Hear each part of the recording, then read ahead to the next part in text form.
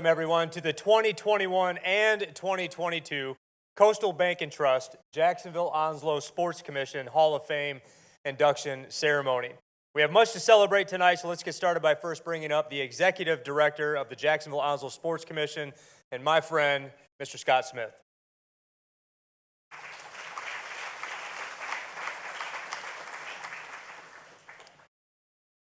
Well, good evening. I'm so excited that we're finally back at a Hall of Fame event. I said to Kendrick earlier, I didn't think this was ever going to happen. We canceled and postponed and rescheduled and canceled and postponed and rescheduled, so it's good to be here. Ken, thank you again for being our MC this year. So congratulations to this year's inductees, all very, very deserving. So at the Sports Commission, our board of directors, as well as the Hall of Fame committee and the Hall of Fame committee is made up of community leaders. They do a fantastic job of putting this event together as far as selecting the inductees and how the process is. So I want to recognize our board members. So when I call your name, if you could please stand, and if just hold your applause to the end, please. Our chairman, Dr. Scott Playford. Our vice chair, Steve Wangren. Our immediate past chair, Davidson Myers. Mary Thomas, Carol McIntyre, Jim Sheehan, Brandon Mills, and Veronica Perez. If you'll please give them a round of applause.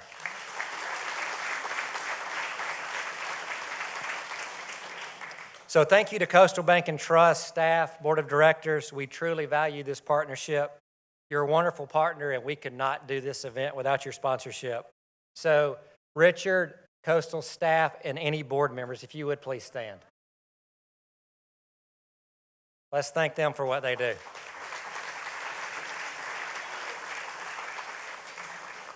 Thanks also to Golden Corral and Billy Sewell and SIA Group, Brandon Mills, for your sponsorship of this event.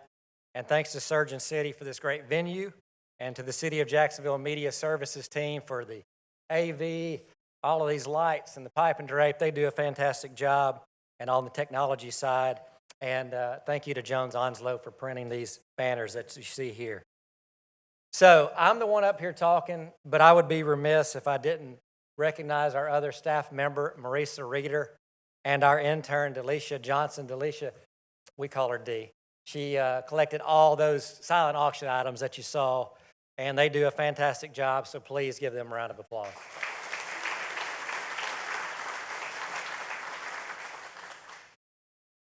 So super quick, if you're not familiar with the Jacksonville Onslow Sports Commission, we are a nonprofit organization.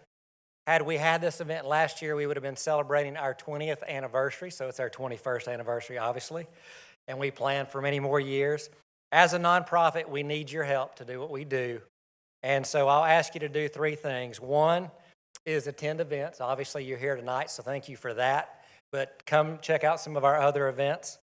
Become a friend of the Sports Commission. That's a way we have of raising some money, and you get some good perks with that.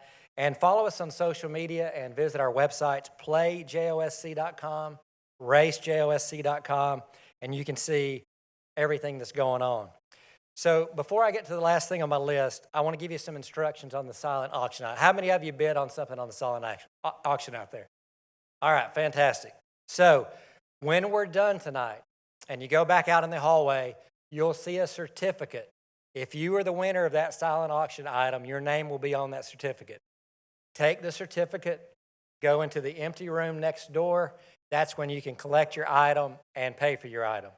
So we need you to get those tonight, especially most of those framed items that you saw have to be sent back if they're not paid for. So make sure you do that tonight before you leave. So the last thing I want to say, obviously, it's been a tough couple of years with the pandemic. When your job is putting on sporting events, that's the last thing you want is a pandemic. So aside from that, though, it's been tough for another reason, specifically with our Hall of Fame. We lost a Hall of Fame committee member in Pam Thomas. We lost 3 Hall of Fame members, Leon Spinks, Thomas McGee, and Phil Padgett. Especially sad with Phil, with Kendrick going in tonight that he couldn't be here. So I want to have a moment of silence for those that we've lost, if you'll join me.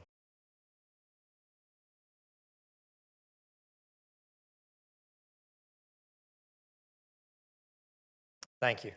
Ken, back to you. Thank you, everyone.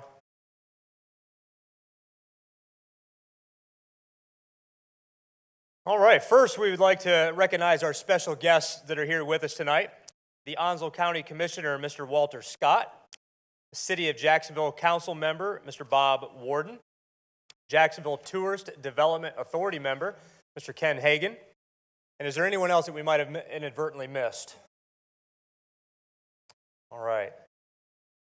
We now want to recognize some past honorees of the Jacksonville Onslow Sports Hall of Fame who are in attendance with us tonight. As you hear your name, please stand and remain standing, but for everyone else, please hold your applause until all inductees have been recognized. First, our Hero Spirit Award winners, Glenn Hargett and John Kopka. Hall of Famers, first, the class of 2002, Dr. Ken Morgan. Class of 2006, Leander Green. Class of 2008, Joan Riggs. Class of 2008 and head coach of the 1982 Jacksonville team that we are inducting tonight, Ray Durham. Class of 2011, Ron Holtzford. Class of 2013, Mike Smith. Class of 2014, Ken Hagan. Class of 2015, John Lyles. Class of 2015, also Billy Joe Morgan. Class of 2017, and also member of the 1982 Jacksonville team that we are inducting tonight, Ellis Dillahunt. And class of 2019, Jim Sheehan.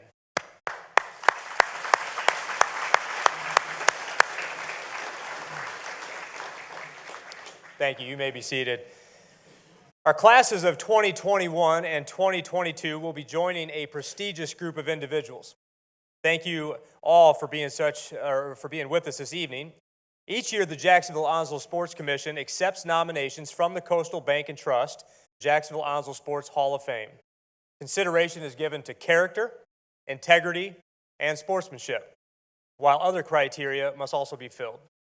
Criteria ranges from state or higher athletic recognition, while either a resident of Onslow County and or a military member stationed at any of our local Marine Corps installations, as a coach or special contributor who made a significant impact on sports in Onslow County. This year, one of the inductees excelled on the football field and the other on the tennis court. They each have had a lasting impact on their community, so let's meet our first inductee.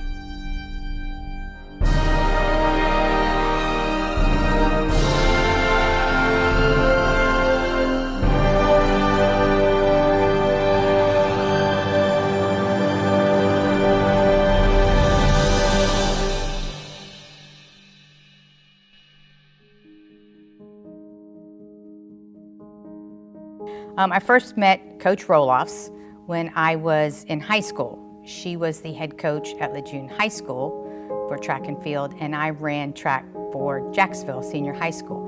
And I always enjoyed hanging out with her team, and of course Melba would offer me running advice as well. As who knew 9 years later that Melba would become my mentor at Lejeune High School. I was her assistant for 6 years, and I was able to be a part of the 1997 Women's 1A State Track Championship team. And along with that, I was able to see many of our athletes break school records as well as the state records. I met her at a track meet at Camp Lejeune, 1975. At this track meet and numerous track meets, I saw this young, short, sparky, fired up young lady that was great with her team, knew how to emphasize the right time to get on them and the other time to praise them. And everything I learned, a lot of it I learned from Melba. I know Melba as a fellow coach from the early 1990s, and then in 2008, 2009, she became my athletic trainer after she retired from Lejeune schools. And I know that if you go back into the 1970s, when we started girls athletics back in Onslow County, you'll see Melba's name dotted all along the landscape. She'll be there as coaches for softball, coach for basketball. You'll just see her, and also her expertise, which is coach for track, and that's one of the first places I remember ever meeting Melba. Melba. So she's had quite an impact on girls athletics. I feel safe to say that if it were not for Melba Roloff, we probably wouldn't have the involvement we have in girls athletics now. Melba created a legacy at Lejeune High School. Prior to Melba arriving at Lejeune High School in the early 70s, females had two choices, cheerleading and basketball. But Melba opened the doors for the female athletes at Lejeune High School by offering volleyball, softball, and track. And of course, she was the first coach for all those sports.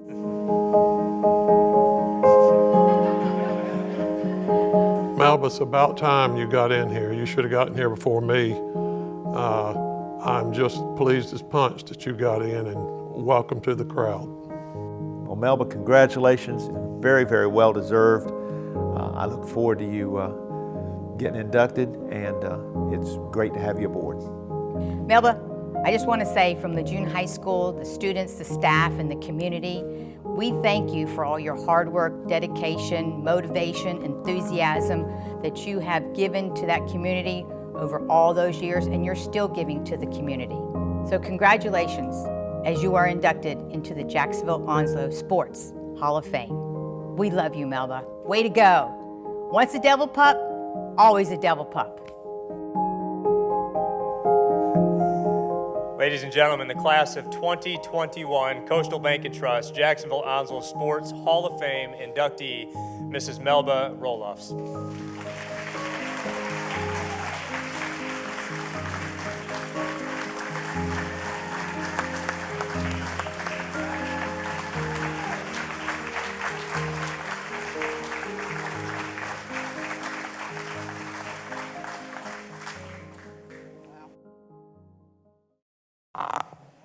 Yes, I'm short. Members of the Jacksonville Onslow Sports Commission, fellow inductees, family, friends, and guests, I'm very honored and humbled to receive this award. Wow. How lucky can one person be to, sorry, I've got to move over here, to have had the career that I've had. It's actually 3 careers in one. Teacher, coach, athletic trainer, all at the same time. But this award is not about me. It's about the people that influenced me throughout my life. I did not come from a rich family, but I am so family rich. I had a mother, a father, a grandmother that kept me grounded, but gave me unconditional love and supported me in every way. I had an 11:30 curfew. That 11:30 curfew included after I was married, if I was at mom and dad's. We were expected to be home at 11:30, and I knew if it was, no matter what time we got home, she's going to be sitting there waiting for me. Pretty good mom to love me that much. I knew, my mom and dad also were at almost all of my softball games. Also, most of my college games. My mom and dad even came to the state championship track and field meets that I was coaching. Every one of them, no matter where they were. They taught me right from wrong. They taught me respect. They taught me belief in myself and how to set goals and follow through with those goals. And they gave me a very strong work ethic. I dislocated my shoulder in July. My husband was in Minnesota. I was by myself. When I came home from the emergency room, my sister had packed up her family, her husband, her dog. She was settled in and ready to take care of me until my husband got home. That's what family's all about. My sister and her family are here today to support me, and I greatly appreciate it. My mom, my dad, and my grandmother are watching from heaven. My junior high PE teacher got me interested in teaching. From that point on, I knew I was going to be a physical educator. At the University of North Carolina, Greensboro, I had some of the best PE professors ever. My varsity basketball coach, yes, I played basketball in college, mentored me in the art of coaching and introduced me into sports medicine by enrolling me in a graduate course my junior year. When I came to Lejeune High School, just like at my high school, there were no girls' sports unless you wanted to be a cheerleader. There was no girls' basketball. That's what I came to Lejeune to coach. I was told I was going to be the cheerleader sponsor. Later that year, my first year, 6 girls came and asked me if we could have a girls' track and field team. Being a first-year teacher, not knowing anything, I said, sure, let's do it. We had no equipment because it wasn't the same equipment as the boys' equipment. I bought it. I kept it. It was mine. We had no teams to compete against, so we started out in Junior Olympics. A lot of practice, only a couple of track meets. But we got it started. The next year, we started the softball team. The next year, we started the basketball team. The next year, we started the volleyball team. This was all because 6 girls wanted to compete. My plan was to teach for 2 years and go back to college, get my master's, my PhD, and become a college professor. I soon discovered that Lejeune High School was a special place with special people. Yes, we're across the river, but we're a special place. No one could ask for better people to work with. The faculty was extremely professional and very supportive of the other faculty members and the students. I got to coach and work with Coach McGee, Senor Blanco, Mike Smith, Pete Anderton, Jim Sutton, Tom Childs, and Debbie Bryant, and so many more that I cannot even name. Mike Smith encouraged me to get my national certification in sports medicine because he knew I was interested. Mike had started the sports medicine class after school as a voluntary class, but we were able to get it started in the classroom during school. Very proud of that class. 2 of my students from this class, Susan Jansen and Lisa Beavers, who is here now, returned to Lejeune High School to teach and work as certified athletic trainers. Lisa is now in charge of the program,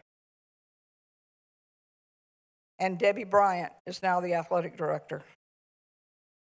I competed with coaches from other schools that I truly respect. I cannot name them all, but 2 of my favorites, John Lyles, Homer Spring. Love you guys. The students and athletes at Lejeune High School are special also. They are military dependents that move quite frequently. The teachers and coaches are considered part of their extended family. Most of the time, you got to coach them 1 or 2 years. You are extremely lucky if you got to coach somebody for 4 years. Most of the time, after that one or 2 years, when they moved out in town, and we had to compete against them. I had one volleyball coach, one of my starters, that informed me on Monday that during the weekend, his dad had gotten orders and they were leaving on Friday. And this was just before the championships. Because they moved so frequently, they made friends quickly, and you knew as a coach and a teacher you had to take a special responsibility and be very supportive. The students became our kids. They became our family. I coached and taught too many students to call them out by name. At least 2 of them are here tonight. One came from Virginia. One came from Florida. Drove today. No matter your age, you are one of my kids. That's what makes Lejeune so special. We are family. The saying is, once a devil pup, always a devil pup. Now, you know why I love my family, my colleagues, my fellow coaches, and the job that I love so much. There's one person I must mention. I have one more love that I've got to tell you about. I met him on a double-blind date that I did not know I was going on the second weekend at Lejeune. 4 years later, we were married. When he got out of the Marine Corps, he finished his degree. Oh, by the way, that's my husband. Forgot to tell you about that. He's my husband, my companion, my best friend, and the love of my life. After he finished his degree, he taught and coached at Southwest High School. And guess what? We coached against each other. At least, like I tell people when they ask how that went, I said, at least we got to see each other more often. And we could plan where we were having dinner. Then he came to Lejeune High School, and we coached together. That was so much fun. Tim, without your love and support, I could not have done the things I did. You gave me the space and made sacrifices to make things happen. I dislocated my shoulder in July, like I told you. And after the injury, not only are you the love of my life, but you became my caregiver and my coach to keep me going. I love you with all my heart, all my life. I know I went over my time, but I do have one more thing to say. There's a secret that only me and my husband know. I think you have heard this name before. Glenn Hargett. If I remember correctly, 1973, he had a talk show on 1240 a.m. radio from 9 to 11 on weeknights. There was this mysterious caller that called in and said, Why is there not a girls' athletic program at the 4A school in Onslow County?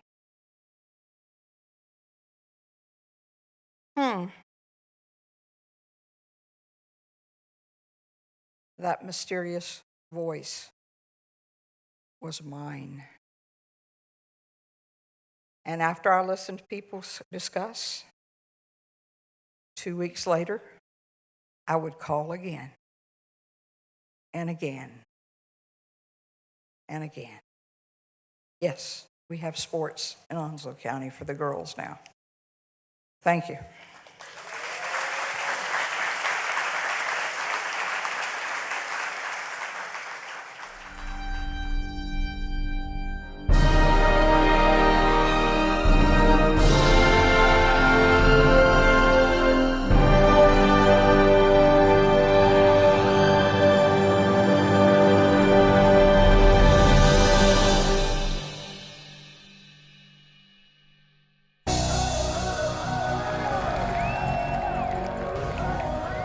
Southwest football on Friday night, very exciting. State Male Athlete of the Year, I believe he was his senior year, so you can imagine what he did on Friday nights. And people come to the stands at Southwest to see him play. And the community's tight-knit anyway, but when you bring a superstar, someone like him and his personality and his ability into the stadium, folks rally around that, and just his impact on bringing our community together under Southwest High School was tremendous. How do I know Kendrick? Well, it's a very long story. My first encounter with Kendrick was in rec football. And we were at the top of the league in rec football, and they were too. So they were talking about this kid across town. And I'm like, man, I gotta play this guy, you know? So we make it all the way to the Super Bowl before we play. And it comes down to the very last play of the game. I get the ball, I'm running, and I got one person to beat, and you can guess who that was, right? And I put a move on him, and I thought I got him. I got by him, and he swipes my ankle. And one foot hits the other, and I fall. They win the Super Bowl. And so that's how I met Kendrick, man. And we've been rivals and great friends ever since that time. Yeah. We were at basketball practice, and I told Kendrick, I'm a Tar Heel fan. I said, Kendrick, if I make this shot standing outside of the out of bounds on this baseline, you're going to commit to Carolina. So I launched that 25, 30 footer, and it was nothing but net. And my story is, that's why he went to Carolina. Then we were kind of like a package deal coming out of high school. So one person thought that, you know, if we got this guy, the other one's coming. So that's kind of how it was. And even when we were playing ball together, we would try to be on the same side of the field together so that we can kind of have that unspoken language, like you're gonna do that and I'm gonna do this, you know? And so that's really how our relationship was. We've been that way since, like I said, rec football days. So, you know, we were college roommates up at Carolina. So, I mean, you know, from the craziest of stories to the PG version of those stories, KB, we've been in each other's corners. There was times in football games where it was just me and him looking at each other like, what are we gonna do? And so, you know, it's one of those things where if you know someone's got your back, you know, you can definitely be who you wanna be. And he's been a great friend, he's been a great person. His story is one story that I draw strength from, you know. KB is extraordinary in any sense of the word. I call KB prime time. I've been calling him prime time since probably that first rec football game. Kendrick was able, when he left Chapel Hill, he made it with a couple of the pro teams and did a lot of work with them. He didn't make it to those Sunday afternoons, but his impact on those with those programs just filtered back to the community. And kids running around wanting to be like a high school kid now see this kid that went into the college ranks and then also got to don those professional uniforms as well. And that just has such a positive impact on kids in the community. We both had a drive to give back to the community. We come from Jacksonville, North Carolina. We love Jacksonville, North Carolina. And underneath our eyes when we were playing football, we would have 910. or the Ville underneath, you know. So it's always been a big thing for us to, as we say, put on for our city, you know. And so, and then being where we come from, you know, and trying to elevate those from that very same position, you know. Being able to touch Kendrick says a lot. A guy from Southwest makes it to college, then makes it to the NFL. For kids to be able to actually see that, touch that, that's a huge thing, man. And so it can't be taken for granted. And he didn't have to do a lot of the things that he's done, giving back and football camps, and football ended for both of us, you know, earlier than we wanted to. So we've been trying to focus on taking that energy, that motivation, the inspiration that we had with that same work hard attitude to other endeavors. I never got the opportunity to coach Kendrick Burney at UNC, but he was part of a spectacular recruiting class in 2007. As a quarterback, he displayed discipline and leadership. And as a defensive back, he had great eyes and was a fierce hitter. But what sets Kendrick Burney apart from others is his intense competitive spirit. Congratulations, Kendrick, on your induction into the Jacksonville Onslow Sports Hall of Fame. KB, Kendrick Burney, Mr. Burney, Prime Time. Listen, man, I love you, bro. This is huge. This is big. Listen, it's not a lot of us out here in this position right now, man. Take this, move forward with it, man. Live in this moment, man. You deserve it. You've been humble. You've worked hard. Now you're here, man. Thank you very much for letting me be a part of this process. I'm extremely humbled to be here doing this for you, man. I love you, man. Let's do it up. Let's party later. You already know how we do. See you. Kendrick, congratulations. Well deserved. Your hard work and your dedication to your sport and to getting better has paid off, not only as an athlete, but as a man that left Southwest High School and went on to the University of North Carolina at Chapel Hill. You've paved the way for other kids in our community, and we look forward to things that you'll be able to bring to Onslow County. And just a great congratulations. And remember, you ended up at Chapel Hill because your basketball coach hit a 25-footer from the baseline. Ladies and gentlemen, the class of 2021 Coastal Bank and Trust Jacksonville Onslow Sports Hall of Fame inductee, Mr. Kendrick Burney.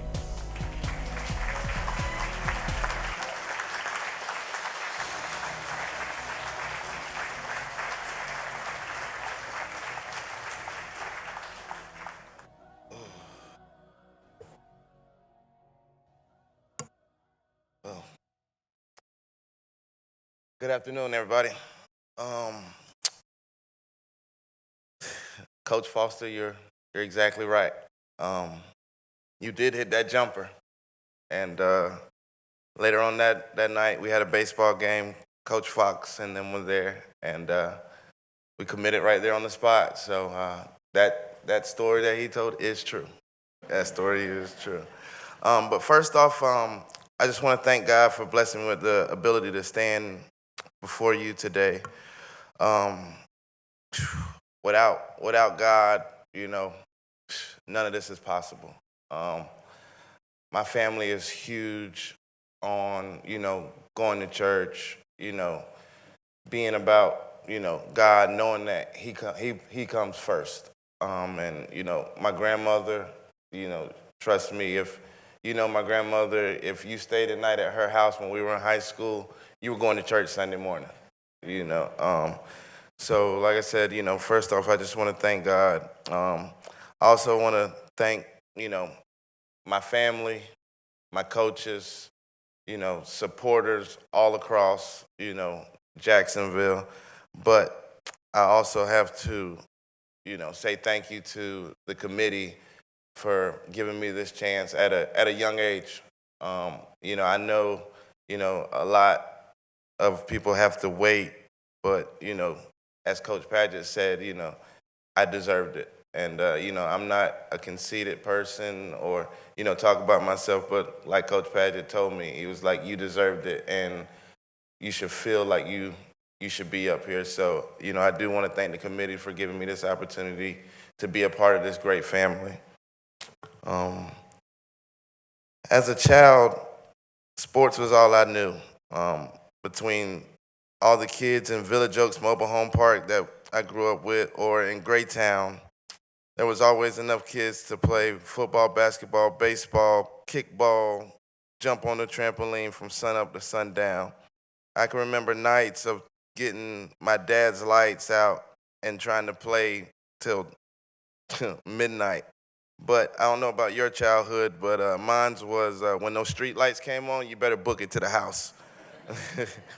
You know, like I tell people, you know, we would win a Olympic gold medal, you know, trying to get back to that house. I remember I hurt myself jumping the whole porch trying to get into that house before that street light turned on. I would also like to thank that Southwest community. That community is strong. You know, give me a second.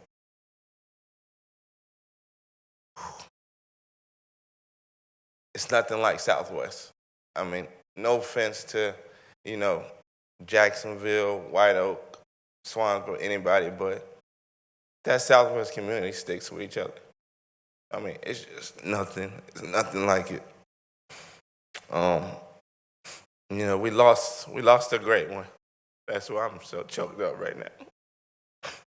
Phil Paget was everything. I mean, he was a father, a mentor, a leader, and he'd make anybody want to run through a wall for him. And I can't thank that man enough, and I wish he was here, but I know he's in a better place. He's not hurting. So, like I said, I just, sorry.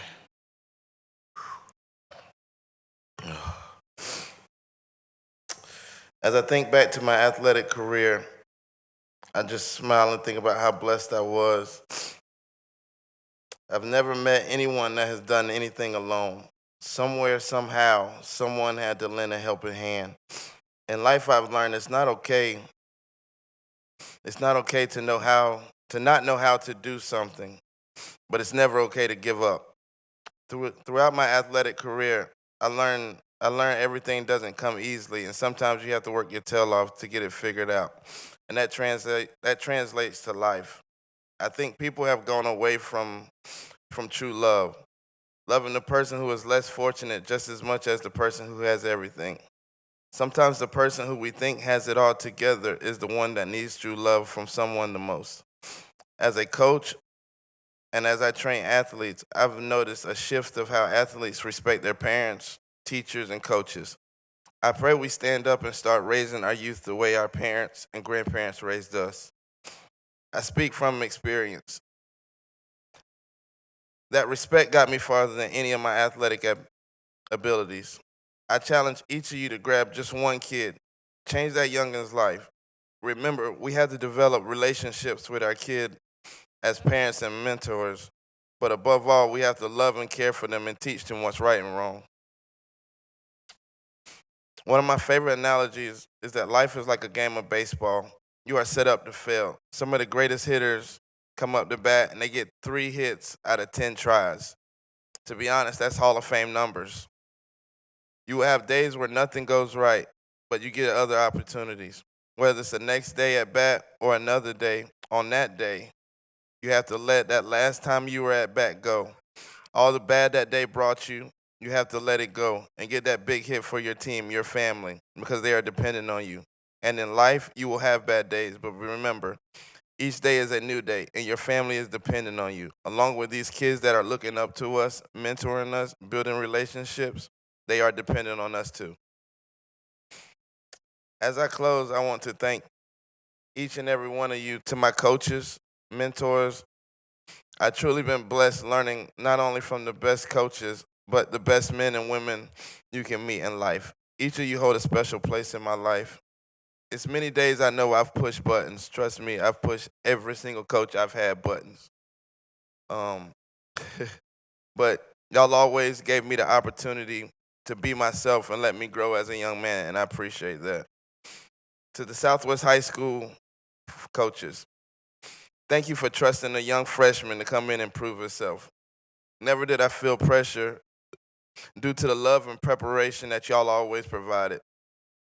Through love, tough love was the best love at Southwest Onslow, which ultimately ended for us one hell of a career for me. Shoot, I played 3 sports, and in football we won 2 state championships and only lost 6 games in 4 years.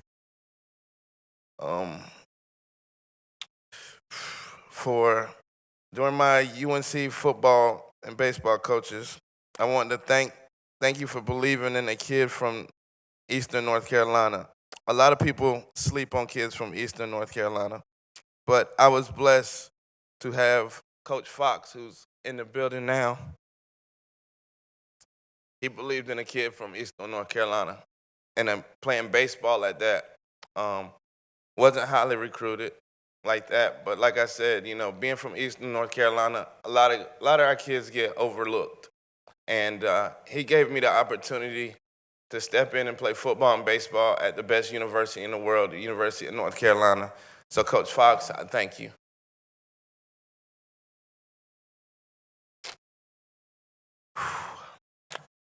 To my grandparents,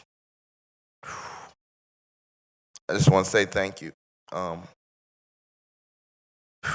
Everything, my grandma, granddad, y'all been everything. I mean, there's been days where it's been hard for me, where I felt I lost myself, and my grandparents have stuck with me. And I mean, like I said, her being a godly woman has definitely changed not only my life, but many kids in the community life. So to my grandparents, Leon, Yvette, my granddad Kelly, my grandma Daisy, and Richard Porter that's resting in heaven, I thank you.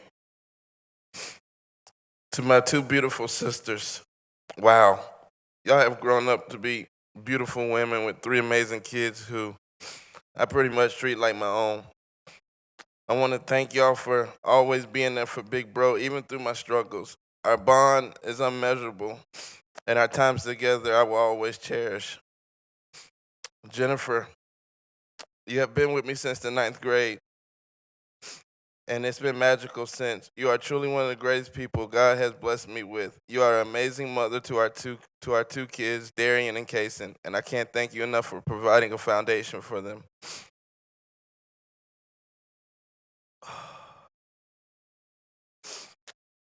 To my parents, Monica and Tyrone, you are truly an example of what every child could dream of, as someone to look up to. I am blessed enough to be able to call you my parents. I've watched both of you since we were kids, since I was a kid, struggle. I've seen the hard days, but one thing I can always remember is y'all got up and y'all went to work. There was never a day that I wanted and I didn't get. There was never a day that I went hungry. There was never a day that I ever questioned the love that a parent should have. So that, parents, I want to say thank you, Mom and Dad. I love y'all.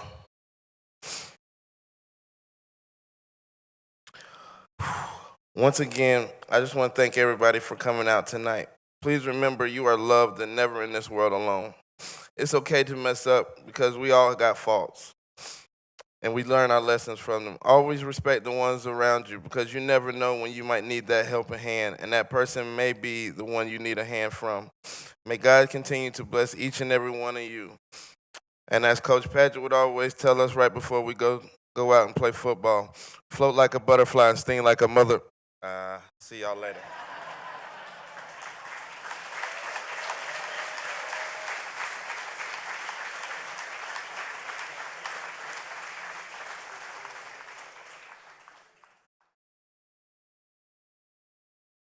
Well, congratulations to the class of 2021. Let's give them another round of applause, please.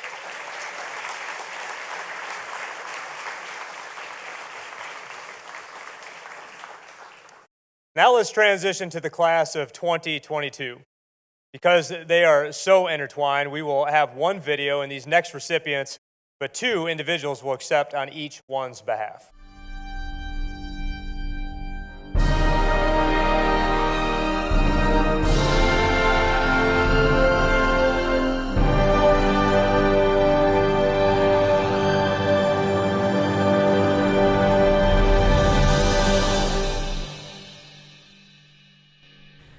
Camp Lejeune was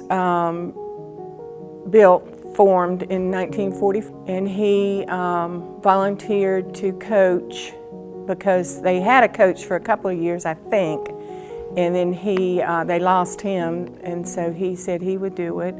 He lived at Midway Park, which was built to house the civil service people. He got no salary. He would work all day and then go and coach and go to the different games wherever. One thing I found was interesting was that, there was 85 students in the high school, 41 being boys, and Camp Lejeune did not have a conference. So the teams they played were Wilmington, Kinston, New Bern, the large teams. And usually he beat them, or they beat them. One of the disadvantages when you're not in a league is that you have to play whoever will play you. And sometimes you play a college's JV team, or sometimes you'll play a team that's a 2A or 3A or a much larger school than you. Sometimes you have to travel quite a bit to get somebody to play, but that's what you do, and that's what Coach Ellington realized that they had to do in order to achieve what they had to achieve. Probably with a little bit of push from his players too, because they're saying, Coach, we need more competition. If we're going to get to the finals, we need more competition. And sure enough, it paid off. In 1949, they were runner-up, and in 50, they were state champions. And in 51, just to prove that it wasn't a fluke, they did it again. And different opponents, different classification. As far as basketball goes, he would have been, quote, Mr. Basketball for Camp Lejeune back in the 49 and 50 seasons. I know he had a relatively short stint at coaching basketball, but still, when you look at it, he did a rather amazing job, because in 1949, they went all the way to the finals, and they lost in the finals, and the articles that were covering them in the finals said that they'll be back. And sure enough, they weren't back just the next time, but they were back the year after that. So that's quite an accomplishment for a basketball team. It ended in the 50-51 season, and they thought he had a stomach ulcer. And he went to Duke, and it was stomach cancer. The doctor gave him 6 months to live. He did live for 44 more years, but he did live with cancer here and there. He always was battling cancer, but he lived to be 84. The boys on his basketball team for however many years, 70 years, have kept in contact with him, and they instigated reunions and wrote letters, and one of them, Al Munch, wrote a beautiful poem. Lejeune has a Hall of Distinction where they recognize players for and coaches for their accomplishments both on the field and off the field, and Coach Ellington was in that first class of that Hall of Distinction, as are, I think, 5 of the basketball players that played in those state championship teams. Some of the players later went on to become fairly good tennis players. One of them played all-marine tennis and was all-marine and all-region. Floyd Probst, he was the sort of the leader, unofficial leader, captain of the team. He was a leading scorer a couple of times. There was Alan Frucci, and Alan was another all-star athlete. Both Alan and Mr. Probst went into careers in the military and became fighter pilots and each one flew over 300 combat missions in Vietnam, which is quite an accomplishment. You had Ron Hodge, who played minor league baseball for the Cubs, and so their accomplishments weren't just limited to what they did in the basketball court. They were very, very close. And one of the fellows was Bob Royster, who was known here in Jacksonville, and Al Munch. And but they were very close as they moved different places, and they had reunions, which was organized by them. And the last one, I think my daddy was 80, and they had, it was at our house on the water at Cedar Point. And I was there, and they had their wives, and they each had a T-shirt, and it had the dates of the when he coached. Coach Ellington, during his 4 years of coaching, was 89 and 10. And I don't know if you've done the math on that like I have, but that's pretty good.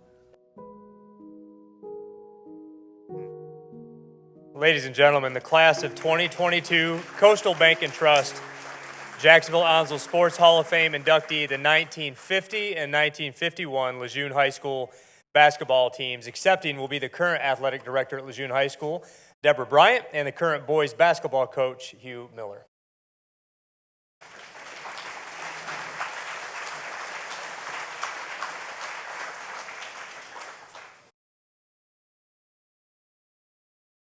Well, good evening, everyone. On behalf of the Camp Lejeune Community Schools, the Lejeune High School Devil Pups, past and present, teachers, staff, and administrators, we, Coach and I, respectfully accept this honor that represents the accomplishments of the state championship teams of 1950 and 1951 Lejeune High School men's basketball teams. This award demonstrates the dedication and the Marine Corps way to adapt and overcome challenges and redeem victories. This is truly an honor that we humbly accept on their behalf and would like to extend our gratitude for the opportunity to represent the Devil Pup community. Once a Devil Pup, always a Devil Pup. Thank you.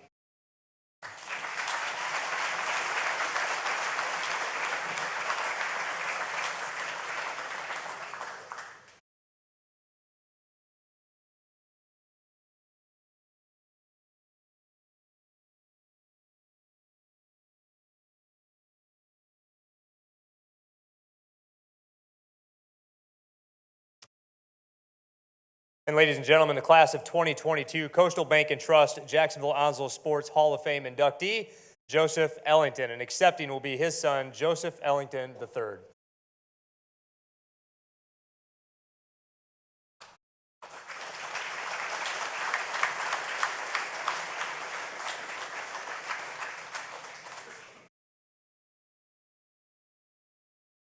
Well, thanks for being here.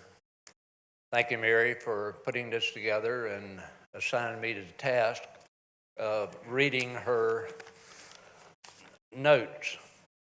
However, be honest with you guys, you have seen it all. I couldn't add one thing to what's been up there, and I'm not going to sit here and repeat everything you've already heard.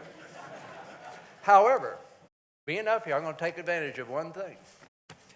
And because in the video they were talking about one of his kids writing a poem. And I hate reading, but I'm going to do it anyway because I think it's worthwhile, not for my dad, but for all these other coaches out there. They have made such a difference with their kids. Let's see. I stood alone watching the night, waiting to see the new star's light. For on this day, the news was mine. Our coach had gone to be enshrined. Over the years, I thought that about the gift to all of us. From 47 to 51, he touched us each as if his son. He gave to all his God's preserve, boys and girls without reserve. I know not, nor could we say, how many he touched along the way.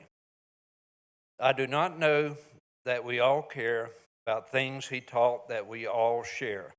He passed it on, his special truth. We live it now as in our youth. No matter how or what we are, we thank God for that star. It's no matter as age we did, we're still just Coach Ellington's kids. How much? That's it.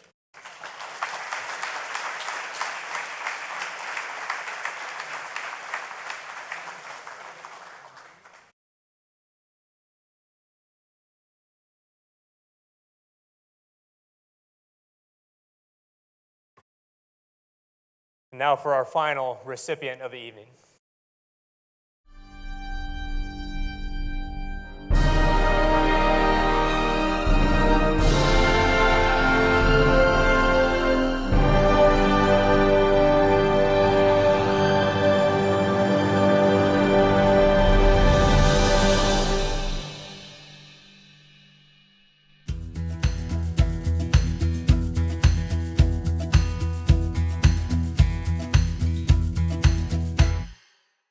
You know, at that time in 1982, that championship game was the most attended high school football game in the history of North Carolina football. You know, our goal was always to win the conference.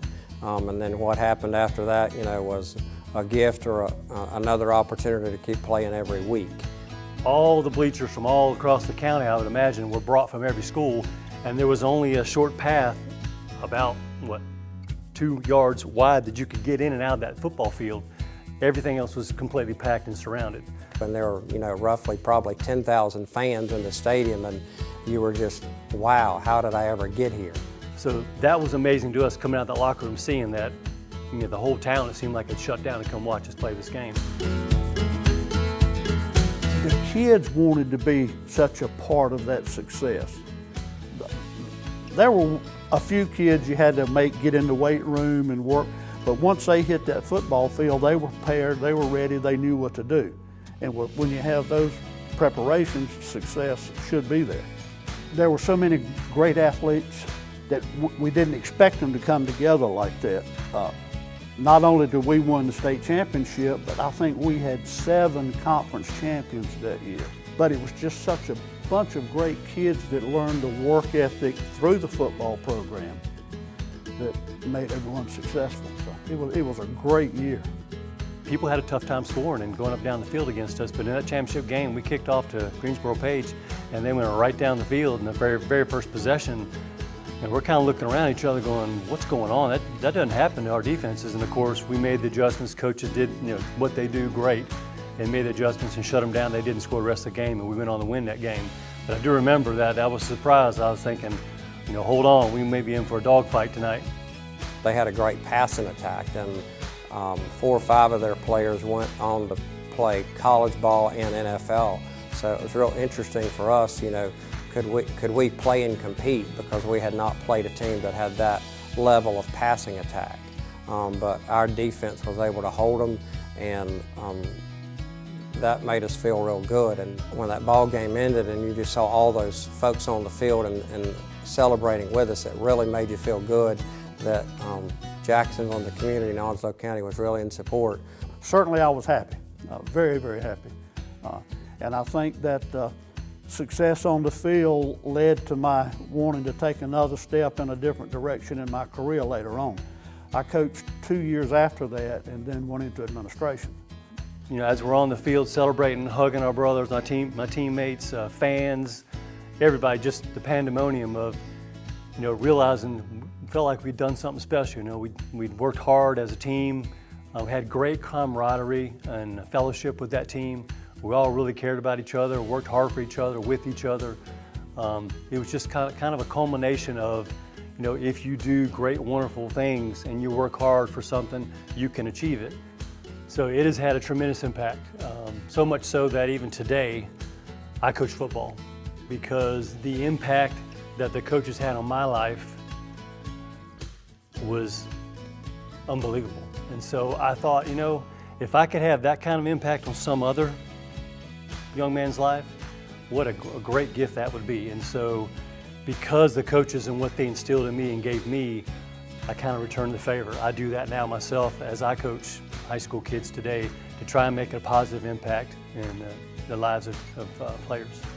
Folks want to follow good leaders, and we were blessed with a great leadership coaching staff, and it made you want to go to practice, and it made you want to lift weights so that, you could emulate, guys that, had done it successfully in front of you. I'm just appreciative and thankful for the opportunity and the coaches that we had that instilled in us what I always call and refer to life lessons. Football is considered and called a life lesson sport because it teaches you things like accountability, responsibility, perseverance, hard work, toughness, that kind of thing, because nothing's harder than life.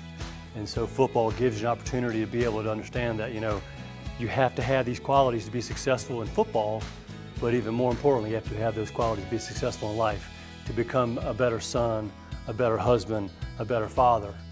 And we were taught those lessons from our coaches, and Coach Durham, Coach Collins, Coach Sappos, Coach Johnson, Coach Pickett, Coach Hurley.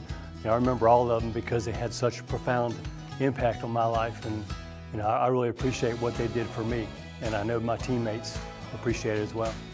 Of the thousands of kids that play high school athletics and the hundreds of coaches that coach high school athletics, very few can say they were state champions. Ladies and gentlemen, the class of 2022 Coastal Bank and Trust Jacksonville Onslow Sports Hall of Fame inductee, the 1982 Jacksonville High School football team, and accepting will be the 2008 Hall of Fame inductee and head coach of this team, Mr. Ray Durham.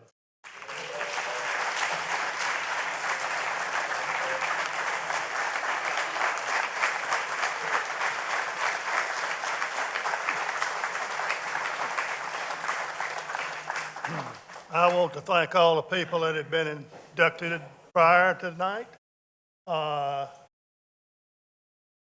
Where are you, little Southwest? You and Deontay, the only problem you two had was that you didn't wear red and white. Think how good you would have been. I'm here representing the 82 Jacksonville Cardinals football team, the undefeated state champion 4A football team. Now, and if you don't think that's hard to do, if you keep up with high school football at all, this year when the state finals were played and everything was over, there wasn't one undefeated high school team in the state of North Carolina. Not one. So that's how hard it is to do something like that, to go undefeated. Our program had been to the playoffs, right much. And for some reason we stumbled. Something weird happened. We left the kicking shoe home. We got beat 28-27. Quarterback broke his collarbone the last play of the first half in a tie game. We hit a receiver in the chest out on the ground at Northern Durham in a game we could win, and he would catch 99 out of 100 of those. And just stuff would happen. Just stuff that you didn't practice. You didn't practice it. You didn't know it was going to happen, but it would. It just happened. 1 year, fourth and 2 against Douglasburg. They pitched the ball out. It hits the ground. There's a million ways that ball can bounce. It bounced right back up to him. He caught it, got the first down, and we got beat right at the end of the game. I mean, stuff like that. This team didn't let stuff like that happen. Now, we won a 1-point game, a 2-point game, and a 3-point game. But we won them. We tried to build our program around a great defense, a power running game, and a superior kicking game. Those are the 3 phases you have to have. And we always started with, our defense was ready from day one this year. We had 8 shutouts in a very tough conference. We always played Greenville. We had New Hanover, and Goldsboro, and New Bern, and Eastern Wayne was up and down. Kinston, they were a playoff team this year. We had a tough schedule. And believe it or not, my goal was to win the conference championship. I felt like that's what I got paid for, to win the conference championship. The playoffs were just gravy. They were gravy. I'd rather beat New Hanover one time than beat any team we played in the playoffs. I mean, that's how good the rivalry was with New Hanover and Hoggard and Newbern. And last game of the season, we're 9-0. Newbern beats us the last game of the season. They're in the playoffs. They've lost one. So it was tough sled. I think Maurice ran the kickoff back all the way, and we never looked back from that one. And, you know, these guys let us coach them. They let us coach them. Kids got to do that. They got to let you coach them. I met Coach Fox back there, baseball guy, you know, little ball, from North Carolina. And I said, I'm thinking, Coach, if you want to know my style, I'm sure you remember Coach Dooley. You know, we're going to split two people out, and everybody we played that I did that to, split somebody out with them. So now we're playing 9 on 9. We ain't going outside the hash marks. You know, we're going to run it straight up in there. And this team believed in that, and that's what we did. And the offense got better as the year went along. We lost one, maybe two starters during the year to injury, and that's real good. If you follow high school football now, it's just nothing like we played back in. You know, it's spread out, everything. The 3A championship game, Greenville, who beat us for the Eastern Finals, scored 40 points, and they got beat by 30. We wouldn't give up 70 points in a year sometimes. I mean, that's just that was just our thinking. We worked hard in the weight room. We played other sports, and I think that's so important that you play as many sports as you can play. You let your ability tell you when you've had enough of a sport. It will. There'll come a time when you won't be able to play at the next level on some. And these kids just really, really worked hard. Undefeated 4A champions. I got it somewhere.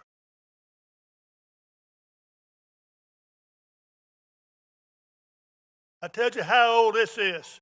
It's not near as old as me, but it's pretty old. A lot of these kids on this team, when this came out, weren't shaving. Now they're late in the third quarter of their life. I'm in overtime. You know, I accept this for these kids. I'm very honored to be a member here. It ain't near as happy as tonight. It wasn't near as happy as tonight. I love my kids getting recognized. I love them being here. And every day in practice, we tried to take a minute or two to talk to them about something else besides football. Talk to them about some life skills. Maybe be a better student, better son, better husband, better daddy. And if coaches are not doing that, that's their job. You might do a hell of a job with that, go 4-6 and get fired, but that's coaching. You know that going in. So you've got to take those times and you look back at things, and if you help one kid a year, you made some progress. If you just help one kid a year, you made some progress. This particular year, and I don't ever compare teams. I don't know how the 79 team would have compared against the 81 team or the 80 team compared to the 80. That's different players, and the opponents are different. You know, so you can't compare. This year, we just did things right. We got the brakes for a change. Something stupid didn't happen. Something just right out of the blue didn't happen. I still think we won the state championship at Pine Forest on the goal line. I'll always believe that, despite the fact that we had about the best drive in the fourth quarter I've ever seen for a Jacksonville team. And it was just one of those deals where we were down 3 in the fourth quarter, and they got down on the goal line, 3, 4, I don't remember exactly what it was.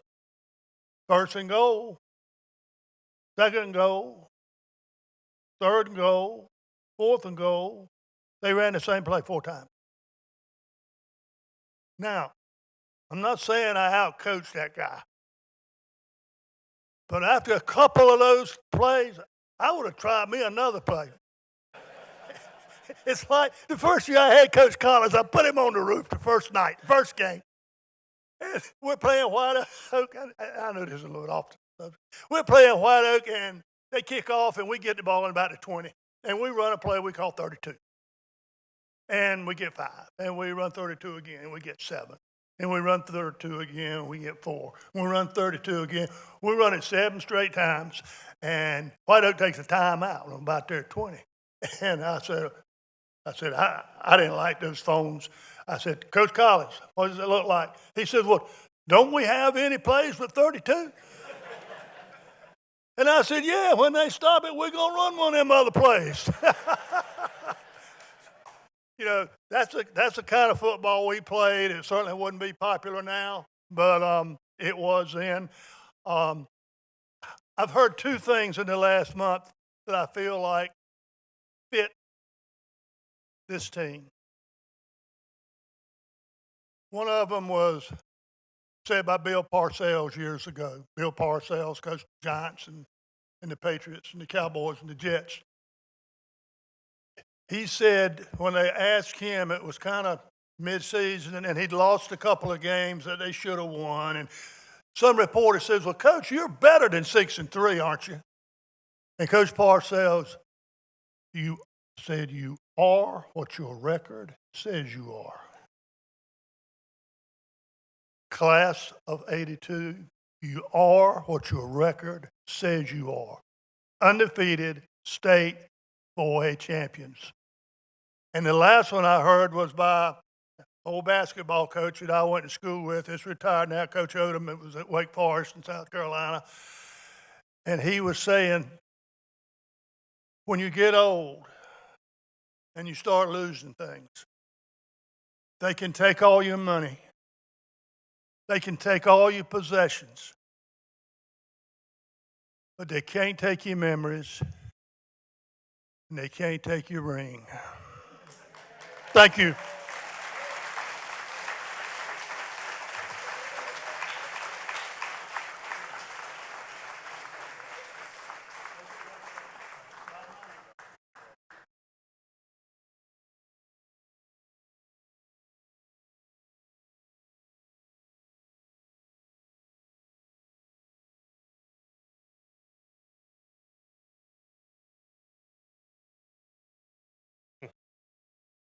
This evening, we have recognized some of the best that Onslow County has to offer.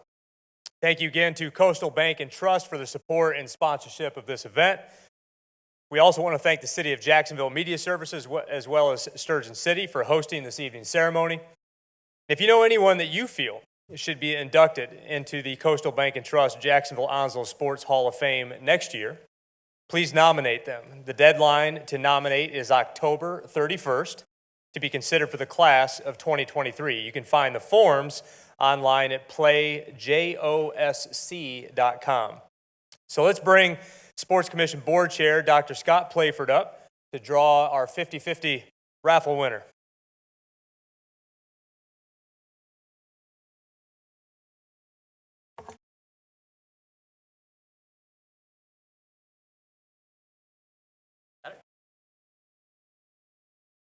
All right, well, first of all,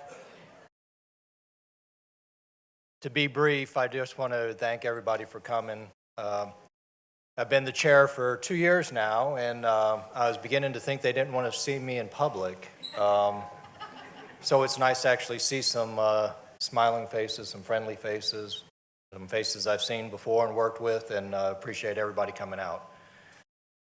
One of the themes that has come up over and over tonight is sports creates opportunities. It creates economic opportunities and other things like that, but it creates opportunities for individuals in life to grow, to learn, to get healthier. So, you know, we are strong supporters of sports. We all are in this room. We wouldn't be here if we weren't. So thank you, and continue to do that. A reminder, if you did any of the silent auction items, go out and get the sheet when we're done, and then the room is right next on the other side of this divider. You can take that and pick up your items. For future events, if you want to see what's going on and participate in any of our future events, go to playjosc.com, as Ken said, or come by the Commerce Center. That's where we're located. And finally, most important thing is we'll draw a ticket.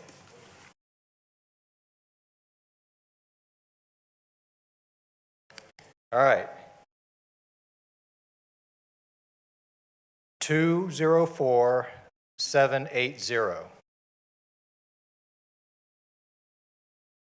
204780.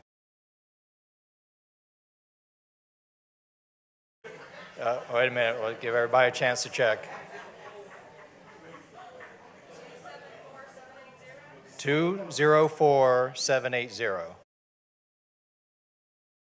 So we got one. All right, we got a winner. The other number on it is TICKET. Anybody got that one? All right. Well, thank you very much. That's great. I appreciate that.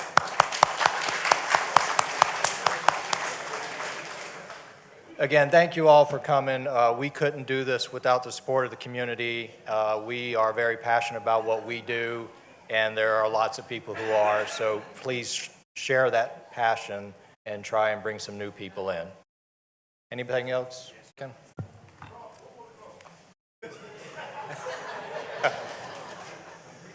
Well, I'd love to send you out tonight with just one quick thought. So often in sports, especially in the sports world, we define success with a word like champion. Champions are given a trophy or a medal to highlight their achievement. But this word champion is a word that the Lord had laid on my heart some 7 years ago now when I first accepted the calling to come in with the Fellowship of Christian Athletes on staff. So I did a little research, and it changed my thinking around this word champion. See, champion by definition is a person who fights on behalf of someone else. And to champion something is to defend it. So as you leave here tonight, I'd like to challenge you and ask you this question. What are you fighting for? Or maybe better yet, who are you fighting for? How, or what rather, are you passionately defending? And how can you, with what you have, your gifts, your talents, your resources, how can you get in the game and be a champion yourself? Have a wonderful evening, everybody. Good night.